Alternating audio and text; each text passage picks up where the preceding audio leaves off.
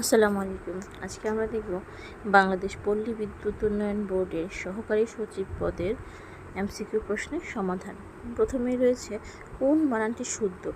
এখানে অপশনগুলোর মধ্যে মূলো, মূলা, ধুলো এগুলো হচ্ছে শুদ্ধ বানান, তাহলে অশুদ্ধ কোনটি? ধুলি। এখানে সব তিনটে বানানই শুদ্ধ, তাহলে আমাদের এই প্রশ্নটা ভুল আছে, এখানে হওয়ার কথা ছিল অশুদ্ধ। কোন বানানটি অশুদ্ধ? তখন উত্তর হতো ধুলি। সাধু ভাষা সাধারণত কোথায় অনুপযোগী? নাটকে, সংলাপে। নিচের কোন বানানগুচ্ছে সবগুলো বানানই অশুদ্ধ? এখানে নিক্কণ, সুচর্গ, অনূর্ধ্ব এই তিনটা বানানই অশুদ্ধ। তো শুদ্ধ বানান কোনটা হবে? নিক্কণের এখানে কয় ক নরসই কয় ক আছে, দুইটা ক আছে, কিন্তু এখানে কয়ের নিচে ব হবে, তাহলে নিক্কণটা শুদ্ধ হবে। সূচগ্র, সূচগ্রর মধ্যে চয় জ ফলা হবে, সূচগ্র, সূচগ্র ধাক্কা দিয়ে হবে। অনূর্ধ্ব, অনূর্ধ্বর মধ্যে হচ্ছে কি রস্যুকার আছে, আর নূর, নূর মধ্যে রস্যুকার, এটা হবে দীর্ঘ উকার।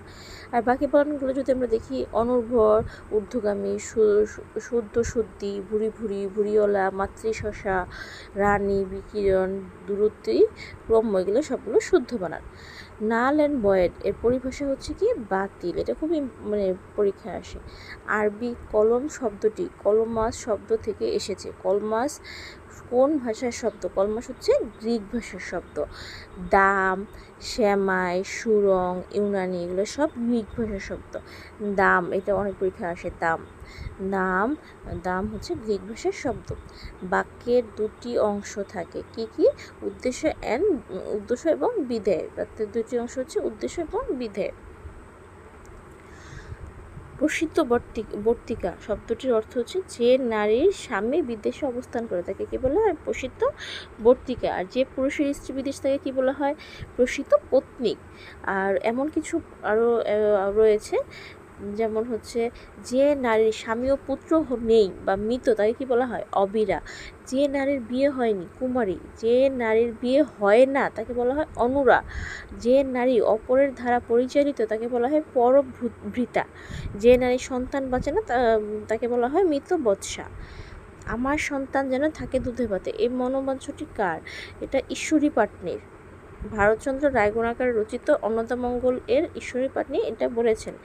ওই খেপেছে পাগলি মায়ের দামাল ছেলে, এই দামাল ছেলে কে? দামাল ছেলে হচ্ছে কামাল পাশা, কাজী নজরুল ইসলামের কবিতা কামাল পাশা। আনোয়ার উপন্যাসের রচয়িতা কে? নজিবুর রহমান। আনোয়ার হচ্ছে নজিবুর রহমান। মনীষা শব্দের সন্ধি বিচ্ছেদ হচ্ছে মনস যোগ ঈশা, দন্তস্য হবে মনসে, আর ঈশার মধ্যে দৈর্ঘ্যিকার হবে মনীষা। নিপাতনের সিদ্ধ সন্ধি। আরও যেমন আছে আচর্য, আশ্চর্য, এটা হবে আযোগ চর্য। গোষ্পদ, গোযোগ পদ। বনস্পতি, বনযোগ পতি, এগুলো নিপাতনের সিদ্ধ। পরযোগ পর, এগুলো নিপাতনের সিদ্ধ। কোন বানানটি শুদ্ধ? নিশিথিনী, নিশিথিনী বানান আমরা জানি প্রথমে রস্যি দীর্ঘি, রস্যই দীর্ঘই, আমি মনে রাখি এভাবে। তাহলে সি নাম্বারটা দেখেন, সি নাম্বারটা প্রথমে আছে রস্যই দীর্ঘই, রস্যই দীর্ঘই, তাহলে সি নাম্বারটা সঠিক। বাংলা গদ্যের জনক কে? বাংলা গদ্যের জনক ঈশ্বরচন্দ্র বিদ্যাসাগর। বাংলা গদ্যের জনক ঈশ্বরচন্দ্র। এখানে আর কিছু রয়েছে গুরুত্বপূর্ণ। বাংলা গদ্যের জনক হচ্ছে ঈশ্বরচন্দ্র বিদ্যাসাগর। আধুনিক বাংলা কবিতার জনক মাইকেল মধুসূদন দত্ত। বাংলা উপন্যাসের জনক বঙ্কিমচন্দ্র। গদ্য হচ্ছে ঈশ্বরচন্দ্র বিদ্যাসাগর, আর উপন্যাস হচ্ছে বঙ্কিমচন্দ্র চট্টোপাধ্যায়। আধুনিক বাংলা নাটকের জনক হচ্ছে, সব আধুনিকগুলো হচ্ছে মাইকেল মধুসূদন দত্ত। বাংলা মুক্ত ছন্দের জনক হচ্ছে কাজী নজরুল ইসলাম। প্রবন্ধের জনক বঙ্কিমচন্দ্র। প্রবন্ধ আর হচ্ছে উপন্যাস বঙ্কিমচন্দ্র। ছোট গল্পের জনক রবীন্দ্রনাথ ঠাকুর। বাংলা চরিত্ররীতির জনক প্রমথ চৌধুরী। অমৃত সাক্ষ্য ছন্দের জন্য হচ্ছে মাইকেল মধুসূদন দত্ত। বাংলা পুঁথি সাহিত্যের প্রবর্তক হচ্ছে সৈয়দ হামজা, এটা ইম্পর্টেন্ট। বাংলা পুঁথি সাহিত্যের প্রবর্তক সৈয়দ হামজা। কিংবদন্তি শব্দটির অর্থ কী? কিংবদন্তি হচ্ছে জনশ্রুতি। কিংবদন্তি শব্দের অর্থ হচ্ছে জনশ্রুতি, লোক পরম্পরায়, জনশ্রুতি। গড্ডলিকা প্রবাহ অর্থ কী? অন্ধ অনুকরণ। গড্ডলিকা প্রবাহ, গড্ডলিকা প্রবাহ, অন্ধ অনুকরণ। শুদ্ধ বানান কোনটি? ভাষণ শুদ্ধ বানান হচ্ছে ভয়াকার মূর্ধন্য স মূর্ধন্য ন, দুটোই ন হবে।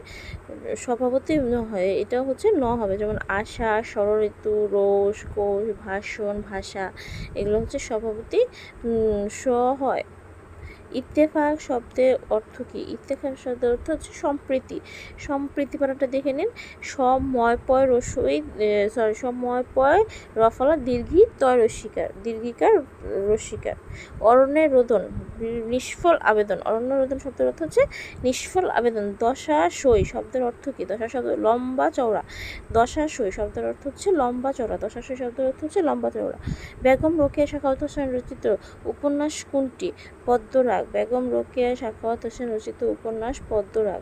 বেগম রোকেয়া লেখা একমাত্র উপন্যাস হচ্ছে পদ্মরাগ।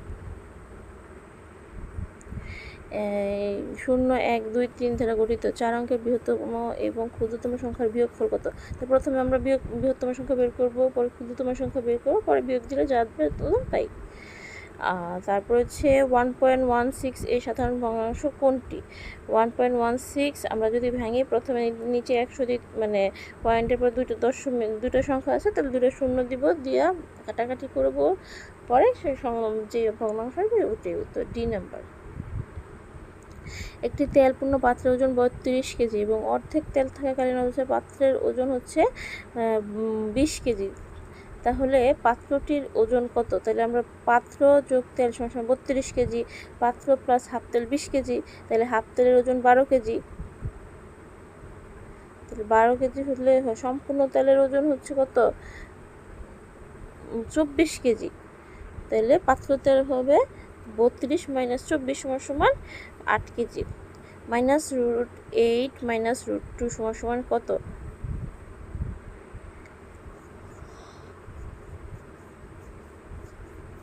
প্রথমে দুইটা যদি আমরা গুণ করে নেই, তাহলে হবে 16 এর বর্গমূল করলে হবে 4 এখানে মাইনাস যেহেতু ছিল, তাহলে মাইনাস বসাই দিলে -4। নিচের কোনটি 0.45 এর সমান? 0.45 45% হচ্ছে ডি নাম্বারটা। আয়করের হার 20% থেকে 25-এ বৃদ্ধি পায়। এক ব্যক্তির মোট আয় 40,000 টাকা হলে তার আয়কর কত হবে?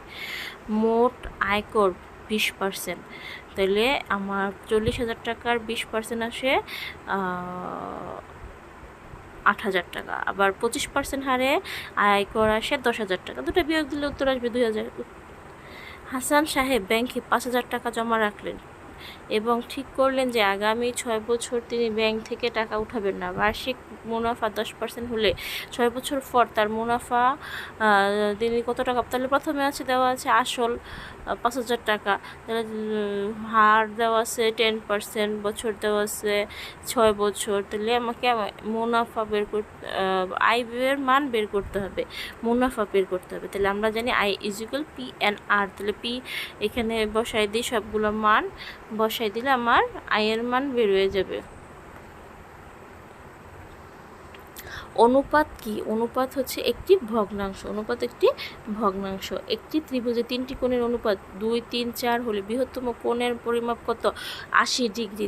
এখানে কোণের বড় কোণের মান বের করার সূত্র কি? এখানে বলে দিছে 3টা মাপ বলে দিছে, তাহলে এই 3টার যোগফল আমি অনুপাতের যোগফল কত? 2, 3, 7-এর যোগফল হচ্ছে 9। তাহলে 9-এর আমার 3টা ত্রিভুজে 3 কোণের সমষ্টি 180 ডিগ্রি। বড় কোণ বলছে ইন্টু 9 ভাগ দিব 9, গুণ দিব 4 সমান 80 ডিগ্রি। বড় কোণের মান 80 ডিগ্রি। ক ও খ এর বেতনের অনুপাত 5:7 ক খ অপেক্ষা 400 টাকা বেশি বেতন পেলে খ এর বেতন কত? মনে করি ক খ বেতন যথাক্রমে হচ্ছে 7x 5x। ক খ এর বেতন প্রশ্ন মতো বলছে যে অপেক্ষা 400 টাকা বেশি, ক খ এর অপেক্ষা 400 টাকা বেশি, তাহলে 7x - 5x সমান 400। তাহলে x এর মান বেরোবে, x এর মানের সাথে খ এর বেতন গুণ দিয়ে দিব, উত্তর বের হয়ে যাবে। একটি দ্রব্য 380 টাকা বিক্রয় করায় 20 টাকা ক্ষতি হলে ক্ষতি শতকরা হার কত? একটি দ্রব্য 380 টাকায় বিক্রয় করায় 20 টাকা ক্ষতি হয়, ক্ষতির হার কত? তাই আমরা যদি ধরে নিই 100 টাকার, আচ্ছা এখানে করছি কি একটি দ্রব্যমূল্য 80 টাকা বিক্রি 20 টাকা ক্ষতি হয়, ক্রয় মূল্য কত? ক্রয় মূল্য ছিল 400 টাকা, তাহলে ক্ষতির হার কত হবে? প্রথমে হচ্ছে উপরে ক্ষতি ভাগ হচ্ছে টোটাল ক্রয় মূল্য ইন্টু 100 সমান 5%। বিক্রয় মূল্য দ্বিগুণ হলে মুনাফা 3 গুণ হয়, শতকরা লাভ কত? ধরি ক্রয় মূল্য 100 টাকা, X% লাভে বিক্রয় মূল্য হচ্ছে 100 প্লাস এক্স, তাহলে লাভ কত হবে? এই এক্স, ওই 100 বিয়োগ দিলেই তোমার লাভের পরিমাণ এক্স। তাহলে প্রশ্ন মতো বলছে যে বিক্রয় মূল্য দ্বিগুণ হলে মুনাফা 3 গুণ হয়, তাহলে বিক্রয় মূল্য লাভ শতকরা লাভ কত? এই যে বিক্রয় মূল্য প্রশ্ন মতো বসাই দিয়ে মান যেটা বেরোবে উত্তর তাই। বিক্রয় মূল্য দ্বিগুণ করে লাভ হবে 100%। গাড়ির চাকা প্রতি মিনিটে 90 বার ঘুরে, 1 সেকেন্ডে গাড়িটি কত ডিগ্রি ঘুরবে? আমরা জানি একটা গাড়ির চাকা অতিক্রম করে 360 ডিগ্রি, তাহলে 90 বার ঘুরে অতিক্রম করে 360 ইন্টু 90, 60 সেকেন্ডে ঘুরে অতিক্রম করে 60 সেকেন্ডে একবার ঘুরে, একটি গাড়ির চাকা প্রতি মিনিটে 90 বার ঘুরে, তাহলে ভাগ হবে 60, তাহলে 1 সেকেন্ডে ঘুরে কত? 60 দিয়ে ভাগ দিলে যা আসবে তো তাই। 1 থেকে 100 পর্যন্ত বিজোড় সংখ্যাগুলোর গড় কত? 1 থেকে 100 পর্যন্ত স্বাভাবিক সংখ্যা আছে 50, বিজোড় স্বাভাবিক সংখ্যা আছে 50টি, বিজোড় সংখ্যাগুলোর গড় কত? তো 50টি যদি থাকে, আমরা জানি বিজোড় স্বাভাবিক সংখ্যা সমষ্টি হলো 50, মানে n স্কোয়ার সমান, তাহলে মান বসাবো 2025, আর গড় বলছে তাহলে ভাগ 50 দিয়ে দিব, উত্তর হবে 50। পরেরটা বলছে বীজগণিত একটা সমাধান, সহজ আছে, সমাধান উত্তর আসবে a square plus b square. তারপরটা বীজগণিতিক সমাধান, এখানে a square plus b square plus 3ab এর মান বসাতে বলছে, তাহলে এখানে সবগুলো মান দেওয়া আছে, বসাই দিলে উত্তর বের হয়ে যাবে। Square plus b square plus 3ab সূত্র হচ্ছে a plus b whole square minus a plus b whole square minus 2ab plus 3ab। প্রথমে হচ্ছে a square plus b square সূত্র বসাবো, উত্তর বেরিয়ে যাবে। সি এর মান কত? এটা একটা বীজগণিতের সমাধান দিয়ে দিছে, দুটোকে সবগুলো যোগ করব, যোগ বিয়োগ করে উত্তর আসবে 0। 90 ডিগ্রি কোণের পূরক কোণ কত ডিগ্রি? 0 ডিগ্রি। 90 ডিগ্রি কোণের পূরক কোণ 0 ডিগ্রি। ত্রিভুজ এবিসি ত্রিভুজের এবি ও এসি বাহুদ্বয় মধ্যবিন্দু দ্বয়ে যথাক্রমে ই ও এফ, মধ্যবিন্দু হচ্ছে ই ও F, E B C F চতুর্ভুজটি একটি হচ্ছে ট্রাপিজিয়াম, ই এফ একটি চতুর্ভুজটি একটি ট্রাপিজিয়াম। এই চিত্র দেখলেই বোঝা যাচ্ছে E F B C F, E B C F হচ্ছে একটি ট্রাপিজিয়াম। 6 জন খেলোয়াড়কে সমান সংখ্যক দুইটি দলে কতভাবে বিভক্ত করা যায়? এই যে এখানে 6 জন, সি বাই সির উপরে 6, নিচে হচ্ছে 3, তাহলে 3 জনের দুইটি দলে তাহলে উত্তর আসবে 10। The antonym of the word callous, callous শব্দের অর্থ হচ্ছে কম্পেনসেশনেট, ক্যালাস অর্থ হচ্ছে নিষ্ঠুর, আর অ্যান্টোনিম হবে দয়ালু। ক্যালাস শব্দের অর্থ হচ্ছে নিষ্ঠুর, অ্যান্টোনিম হচ্ছে দয়ালু। কম্পেনসেশনেট ক্রুয়েল নিষ্ঠুর, আনসিম্পেথেটিক হচ্ছে নির্দয়, ফিকেল হচ্ছে চপল চঞ্চল, চঞ্চল। একটি অ্যাডজেক্টিভ অফ হচ্ছে টেনাসিটি হচ্ছে টেনাসিয়াস হচ্ছে নাসরভান্দা ধৈর্যশীল, অ্যাডজেক্টিভ, এটা অ্যাডজেক্টিভ ফর্ম হবে টেনাসিয়াস, অ্যাডজেক্টিভ টেনাসিয়াস, অ্যাডভার্ব হচ্ছে টেনাসিয়াসলি, আর টেনাসিয়াসনেস হচ্ছে noun. He spend the afternoon in playing card, here playing is a gerund, he spend the afternoon in playing card, এখানে gerund is that form of a verb which ends in ing and does the work of a verb and a noun, কোনো নাউনের নেয় gerund নিম্নলিখিত কাজ করলে এটাই হতে পারে ভার্বের সাবজেক্ট রূপে, swimming is a transitive object রূপে, আই লাইক রিডিং পোয়েট্রি, প্রিপোজিশনের অবজেক্ট রূপে, I am tired of writing, প্রিপোজিশনের অবজেক্ট, এখানে প্রিপোজিশনের অবজেক্ট ব্যবহৃত। কম্পাউন্ড নাউন এর অংশরূপ, compound noun, this is my sleeping room, compound নাম, ভার্বের কমপ্লিমেন্ট রূপে ওয়ার্কিং ইজ প্রেয়িং, এগুলো হচ্ছে জিরান্ড হয়, এটা মনে রাখতে হবে gerund. Which of the following sentence is correct? Tell me what life is, principal clause plus WS word subject verb extension. Principal clause হচ্ছে টেল, তারপর হচ্ছে WS কোশ্চেন, টেল মির পরে হচ্ছে WS question, tell me what life is. Full expression হচ্ছে NB, হচ্ছে নোটাবিন, নোটাবিন mister বিন না, নোটাবিন বিশেষ দ্রষ্টব্য, নোটাবিন অর্থ হচ্ছে বিশেষ দ্রষ্টব্য। The right passive form of the sentence, who can do it, উত্তর হবে by whom can it be done, by whom can it be done, can it be done. Fly shy of, fly shy হচ্ছে avoid, fly shy হচ্ছে দূরে থাকা, জড়িত না থাকা, জড়িত হয়ে পড়া, জড়িত না হয়ে পড়া। ক্লোয়ার হচ্ছে অ্যাভয়েড, তার word lunar is a moon, related to চন্দ্র সংক্রান্ত moon. Find out the correct sentence, এখানে উত্তর হবে they have gone for a picnic, শুদ্ধ বানান হচ্ছে বাক্য হচ্ছে they have gone for a picnic. 3 নম্বরটা, C number, students have free dash to the teachers, students has access প্রবেশাধিকার, students have free access to the teachers, শিক্ষার্থীদের শিক্ষকের কাছে যাওয়ার অবাধ অধিকার আছে। তাহলে অ্যাক্সেস, এখানে অ্যাক্সেস বানানটা কীভাবে হবে? ACCESS, আর এক্সেস EX দিয়ে যেটা হয় EXCESS, সেটা হচ্ছে অতিরিক্ত, আর প্রবাসী থেকে হচ্ছে এক্সেস হচ্ছে ACCESS। Which word is correct, এখানে কারেক্ট হচ্ছে proceeds, PROCEEDS, proceed. Uncountable noun হচ্ছে ফার্নিচার, ইনফরমেশনস, স্ক্যানারিস, এগুলো হচ্ছে আনকাউন্টেবল, কিন্তু এগুলো শেষে অ্যাস দিছে তার জন্য এটা হবে না। আর প্রসিডটা হচ্ছে আয় বা মুনাফা এখানে ব্যবহৃত হয়েছে, এখানে অ্যাস হতে পারে। In fear of he dash he escaped elsewhere, in fear of being arrest, গ্রেফতার হওয়ার ভয়ে অর্থে in fear of being arrest হবে, in fear of being arrest, in fear of being arrest. গ্রেফতার হওয়ার ভয়ে সে অন্যত্র পালিয়ে গেল।